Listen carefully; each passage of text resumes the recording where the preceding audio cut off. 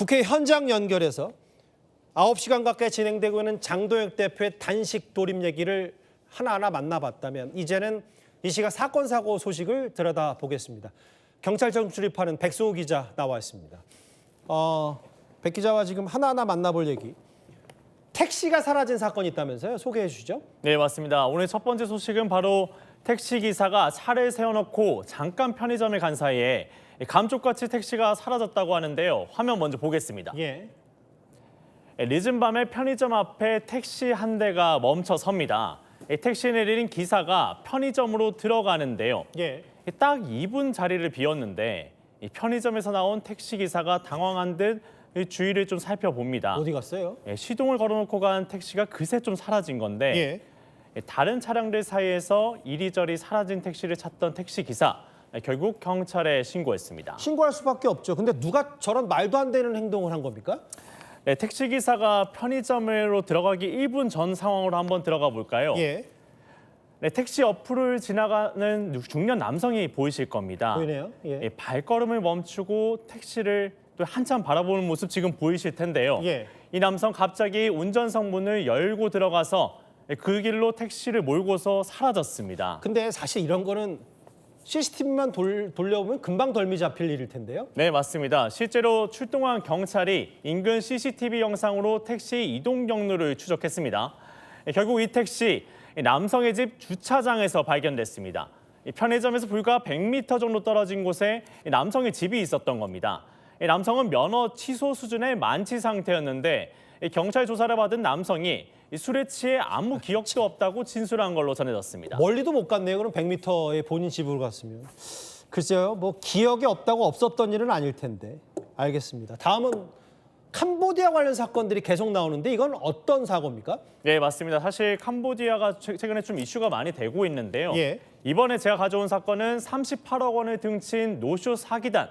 캄보디아에서 검거됐다는 내용입니다. 예. 뭐 아시겠지만 병원이다, 뭐 군부대다라고 하면서 직원을 사칭해서 돈을 뜯은 대규모 조직이 이번에 좀 붙잡혔습니다. 영상 보시죠. 예.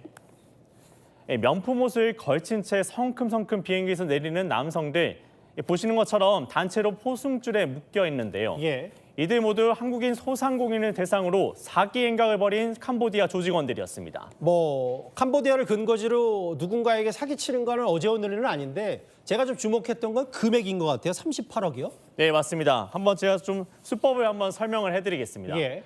먼저 1차 유인책이 가짜 명함을 만들어서 군인이나 병원 또는 대학원 직원인 것처럼 식당에 접근을 했고요. 예. 대규모 회식을 할 것처럼 얘기하면서 큰손 고객인 척 신뢰를 쌓은 뒤에 예. 고가 와인 등을 지정 판매처에서 대신 사달라고 요청했습니다. 그러면 2차 유인책이 바로 이 지정 판매처인 척 가장해서 피해자들에게 접근했는데요. 잠시 들어보시죠. 예. 혹시 군부대로부터 이런 거 구매 요청 받지 않았냐? 우리가 그런 거 취급하는데 우리한테 얼마를 주면 언제까지 그 물건을 주겠다. 네, 이렇게 해서 실제 피해자들이 구매 대금을 2차 유인책에게 보내면 잠적하는 식으로 범행이 이뤄졌습니다. 근데 이제 뭐 1차, 2차 이렇게 치밀하게 준비했다고 하더라도 38억 수법이면 그들만의 뭔가 팁, 뭐 비기가 있었다고 하던데요? 네, 맞습니다. 아까 설명드린 것도 사실 여러 가지 수법들이 교묘했는데 예. 제가 설명드리면 식당, 뭐 철물점, 가구업체에 따라서 상황별 시나리오를 만들어놨고요. 예. 점검 회의까지 했다고 합니다.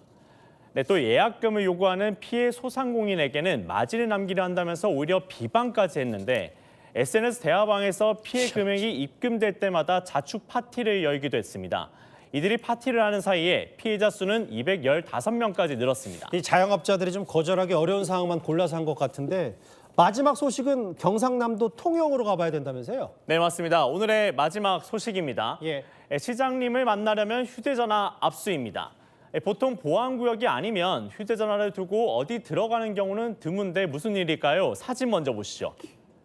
실제로 저렇게 써 있네요. 예, 휴대전화를 맞습니다. 여기다, 휴대폰은 여기에 보관해 주세요. 맞습니다. 잠깐 집무실 들어가기 전에 휴대폰은 여기에 보관해달라고 적힌 종이가 붙어 있죠. 또 예. 밑에 지금 보시면 아시겠지만 휴대전화 보관함도 보이고요. 경남 통영시 비서실에서 설치한 건데 예. 시장실을 방문하는 사람들에게 휴대전화를 비서실에 맡기도록 하는 방식을 운영해온 사실이 뒤늦게 알려지면서 논란이 커지고 있습니다. 일반 시민부터 공무원까지 예외가 없었는데 예. 시민단체는 시장실은 공적 업무 공간인데 휴대전화 수거 자체가 시대의 착오적이라면서 그러게요. 독재 시절을 떠올릴 정도로 고압 행정이라고 강하게 비판하고 나섰습니다. 그냥 딱 드는 생각이 저 휴대전화 수거한다고 보니까 누군가가 녹취할까 봐 의심한 건 아닌지 모르겠는데 이 논란 커질 것 같은데 통영시는 뭐라고 하고 있어요? 실제로 좀 그런 지적들이 있었는데요. 예. 실제 통영시 입장은요. 업무 중 벨소리나 알람 소리 같은 방해 요소를 이제 막기 위한 취지였다고 설명했습니다. 예. 하지만 논란이 계속되니까 이 시장 비서실에서 설치돼 있던 휴대전화 보관함과 안내문을 철거했습니다. 예. 글쎄요. 때가 어느 때인데 시장 만날 때 저러나요? 참. 백수영 기자 잘 들었습니다. 예. 사건 사고 소식 다녀왔고요.